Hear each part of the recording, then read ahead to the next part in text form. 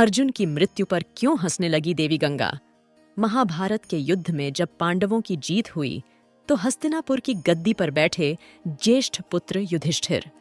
इसके बाद श्री कृष्ण ने युधिष्ठिर को सुझाव दिया अश्वमेघ यज्ञ कराने का, जिसके बाद युधिष्ठिर ने अश्वमेघ यज्ञ को आरंभ करते हुए अश्व को अर्जुन के नेतृत्व में रवाना कर दिया। अब जिस दिशा में अश्व चलता जाता उसी के पीछे पीछे अर्जुन और उनकी सेना भी चलती जाती। इस दौरान ये अश्व कई राज्यों से गुजरा। जिन भी राज्यों से वो अश्व गुजरा उन सभी राज्यों के साथ अर्जुन ने युद्ध लड़ा। कई राजाओं ने तो पहले ही अर्जुन के आगे घुटने टेक दिए, लेकिन कई राजाओं ने ऐसा नहीं किया, जिसके बाद अर्जुन और उनकी सेना द्वारा युद्ध लड़ा गया और कई राजाओं को परास्त करते हुए अर्जुन उनके राज्यों को जीतते चले गए। ऐसे कई राज्यों को अपने अधीन करते हुए अर्जुन मणिपुर पहुंचे, जहां पर उनका सामना होना था बभ्रुवाहन से। आपको बता दें कि बभ्रुवाहन अर्जुन और चित्रांगदा के पुत्र थे और अपने पिता अर्जुन के उनके राज्य में पधारने से वे काफी उत्साहित थे।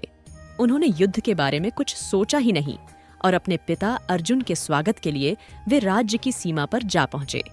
लेकिन जैसे ही बभ्रुवाहन अर्जुन का स्वागत करने के लिए आगे बढ़े, वैसे ही अर्जुन ने उन्हें रोकते हुए कहा कि मैं इस समय तुम्हारा पिता नहीं, बल्कि हस्तिनापुर के नरेश का प्रतिनिधि हूँ और क्षत्रिय होने के अनुसार इस समय तुम्हें मेरे साथ युद्ध लड़ना चाहिए।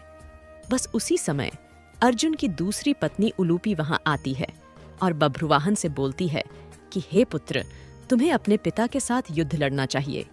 यदि तुम युद्ध नहीं लड़ोगे तो इसमें तुम्हारे पिता का ही अपमान होगा। माता की आज्ञा पाते ही बभ्रुवाहन युद्ध के लिए तैयार हो जाता है और अर्जुन और बभ्रुवाहन के बीच युद्ध छिड़ जाता है।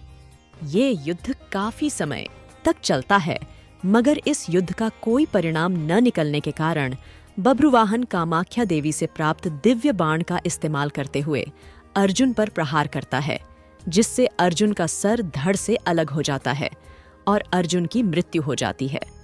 साक्षात अर्जुन की मृत्यु देख हस्तिनापुर की सेना सुन्न हो जाती है और इसकी सूचना तुरंत श्री कृष्ण तक और हस्तिनापुर तक पहुंचाई जाती है। मणिपुर पहुंचकर श्री कृष्ण और माता कुंती अर्जुन को धरती पर पड़ा देखते हैं, जिसके बाद माता कुंती अर्जुन का सर अपनी गोद में रखकर फूट फूट कर रोने लगती है और बस इसी दौरान देवी गंगा अर्जुन की मृत्यु पर मुस्कुराने लगी। और जब काफी देर तक माता कुंती रोती रही तो देवी गंगा माता कुंती से कहती है, हे कुंती, तुम व्यर्थ में रो रही हो, क्योंकि तुम्हारे पुत्र अर्जुन को उसके कर्मों का फल मिला है। मेरा पुत्र भीष्म अर्जुन को अपने पुत्र की तरह स्नेह करता था, मगर फिर भी इसने श्रीखंडी का सहारा लेकर मेरे पुत्र भीष्म का वध कर डाला।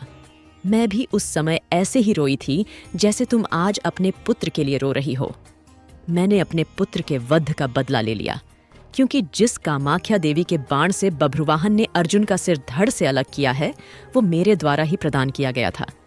देवी गंगा के शब्दों में बदले की भावना झलक रही थी और देवी गंगा की इस बदले की भावना को देखते हुए श्री कृष्ण हैरान हो गए और देवी गंगा से बोले, हे देवी, आप किस बदले की बात कर रही हैं? आप किस किस से बदला लेंगी?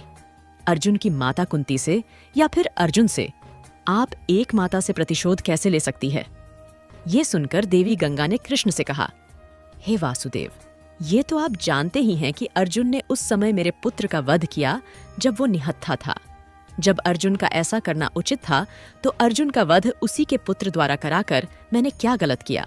फिर श्री कृष्ण देवी गंगा को समझाते हुए कहते हैं कि पितामह ये भलीभांति जानते थे कि यदि वह जिंदा रहेंगे तो उन्हें कौरवों की तरफ से युद्ध मैदान में आना होगा और ऐसे में पांडवों की जीत होना नामुमकिन था।